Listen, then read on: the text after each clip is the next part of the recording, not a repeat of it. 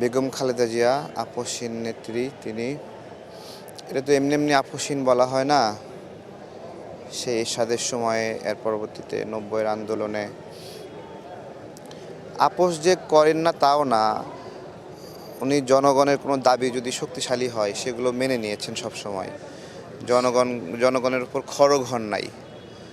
৯৬ সালে তত্ত্বাবধায়ক সরকারের দাবি মেনে নেওয়া, এটা আপোস করেছিলেন জনগণের সাথে। কোনো অত্যাচারীর সাথে কোনো আপোস করেননি। জনগণের সাথে ওনার আপোস ছিল, আর যারা অত্যাচার করে তাদের সাথে আপোসহীনতা ছিল। তিনি মারা গেলেন। আমরা আন্দোলন করতাম, চাইয়া থাকতাম বেগম জিয়ার দিকে। হ্যাঁ, ভারপ্রাপ্ত চেয়ারম্যান তারেক রহমানের দিকে কী নির্দেশনা আসে, কী পরামর্শ আসে।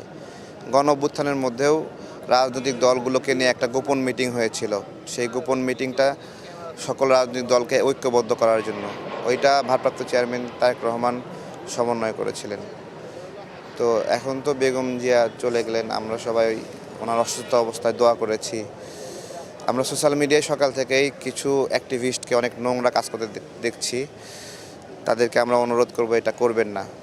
আমরা নিজে চোখে দেখে গেছি উনি বেঁচে ছিলেন। শুধু আমরা না, সকল রাজনৈতিক দলের প্রধানরাই এটা নিজ চোখে দেখার সুযোগ হয়েছে। উনি নড়াচড়া করছেন, হালকা হালকা মৃদু সুরে কথা বলছেন। তো এগুলো একটা সত্য, ঠিক আছে। বিভিন্ন বিক্ষিপ্ত বক্তব্য নিয়ে যারা পচা ছড়াচ্ছে এটা ঠিক করছেন না। সবাইকে দোয়া করতে বলবো, ইনশাল্লাহ। আসলে ভাই, বেগম খালেদা জিয়া যে কারাগারে ছিলেন তার ঠিক মতন আসলে ট্রিটমেন্টটা হয়নি। ট্রিটমেন্টটা হলে হয়তো বা সে আরও ভালো থাকতে পারতেন। আমি ওই বিষয়ে একটা স্মৃতিচারণ করি। কারাগারে যখন ছিলেন, উনি যখন কারাগারে গেছিলেন তখন তো ওনার চিকিৎসা হচ্ছিল না। হ্যাঁ, এই ছবিটা ব্যানার নিউজে প্রকাশিত হয় এবং এই ছবিটা ওই সময় প্রকাশ যেখান থেকে হচ্ছিল সেটা ব্লক করে দিচ্ছিল বাংলাদেশের সাইট থেকে, বাংলাদেশ থেকে কেউ যেন দেখতে না পারে।